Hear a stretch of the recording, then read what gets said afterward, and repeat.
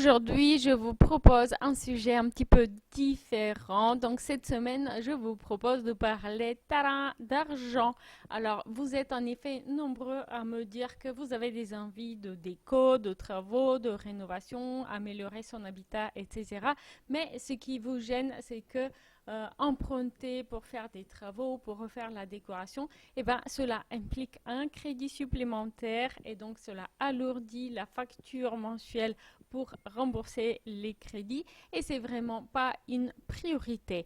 Donc aujourd'hui, je voudrais simplement m'arrêter sur quelques idées pour économiser son argent, donc faire des économies dans les dépenses au quotidien, ce qui permet dans certains cas, en fonction du style de vie de chacun, mais pour certaines personnes, cela permet de dégager une jolie petite somme chaque mois permettant d'envisager des projets qui seront finalement plus significatifs et qui vous feront plus plaisir que ces petites dépenses au quotidien qui au final ne comptent pas.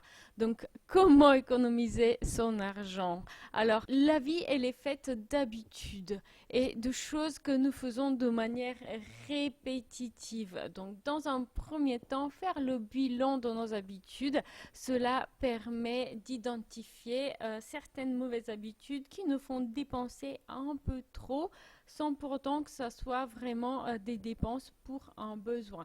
Il y a bien sûr les dépenses logement, les courses, les transports, déplacements, etc. qui sont nécessaires. Il est difficile donc de réduire les dépenses pour ces choses-là.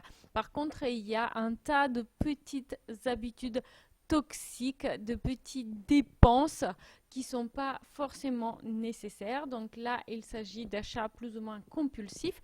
Et aussi, il y a les dépenses qu'on fait sans trop réfléchir puisqu'on n'a pas pris vraiment le temps d'envisager est-ce que c'est un besoin, est-ce que c'est un doublon ou pas. Et là, c'est notamment en termes d'assurance que la différence va se faire. Donc, dans un premier temps, parlons donc de ces habitudes, nos petits achats compulsifs. Donc ça, les achats compulsifs, c'est ce qu'on fait tous plus ou moins lorsqu'on a passé une mauvaise journée et qu'on a envie de passer à autre chose pour un petit peu retourner la tendance typiquement pour la soirée. Donc on va sur le chemin de retour du travail s'arrêter au centre commercial, acheter une paire de chaussures, un sac à main ou juste le 18e rouge à lèvres dont on n'a pas vraiment besoin. Il s'agit là d'habitudes qui sont entièrement compulsives, qui nous fait nous remettre de bonne humeur en faisant un achat. Puisque lorsqu'on fait un achat, on va avoir une satisfaction immédiatement. Il faut savoir par contre qu'à terme, après, d'une part, on va culpabiliser puisqu'on sait parfaitement bien qu'on n'a vraiment pas besoin de cet achat. Donc le plaisir, cela ne va pas durer bien longtemps. Et puis, si cela devient une mauvaise habitude et qu'on commence à le faire un petit peu trop souvent, et là parfois, ces mauvaises habitudes peuvent avoir un impact, surtout à l'échelle d'une année, sur votre budget. Économiser son argent, faire un peu la purge de ces habitudes toxiques qui au final coûtent cher, eh ben, il va falloir assainir ces habitudes et surtout trouver de nouvelles habitudes qui sont plus saines, qui vont vous apporter de meilleurs résultats. Typiquement, une séance de yoga, mesdames, cela peut vous apporter cet effet de se changer les idées, de se vider un petit peu la tête des moments un petit peu désagréables qu'on a pu avoir dans la journée. Cela va coûter moins cher, cela va être meilleur pour votre santé et la satisfaction va durer plus longtemps. Et il est beaucoup plus facile de couper les mauvaises habitudes en les remplaçant par une bonne habitude que simplement ne rien faire. Et donc juste ne pas acheter la paire de chaussures, rentrer chez soi et au final passer une mauvaise soirée, si vous voyez ce que je veux dire. Donc ensuite, il y a les autres sources d'économie. C'est quand on paye certaines choses deux fois sans vraiment en avoir besoin.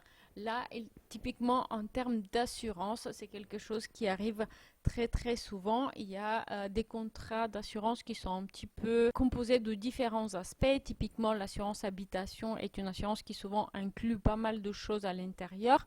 Et à côté de ça, on va payer des assurances complémentaires qui, bon, bien sûr, il s'agit de toutes petites sommes, mais accumulées vont avoir un impact égal. Certaines familles, pour certaines personnes qui ont notamment de mauvaises habitudes liées aux achats toxiques, cela permet facilement de dégager 200 voire 300 euros tous les mois, ce qui, à l'échelle de quelques mois, va vous permettre d'envisager des petits projets de décoration, d'aménagement d'intérieur qui vont vous faire plaisir sur le plus long terme. Donc, quand vous avez fait des travaux d'aménagement de votre intérieur, vous avez créé un lieu de vie qui vous plaît véritablement, chaque jour quand vous rentrez chez vous, ça sera un plaisir plus longtemps.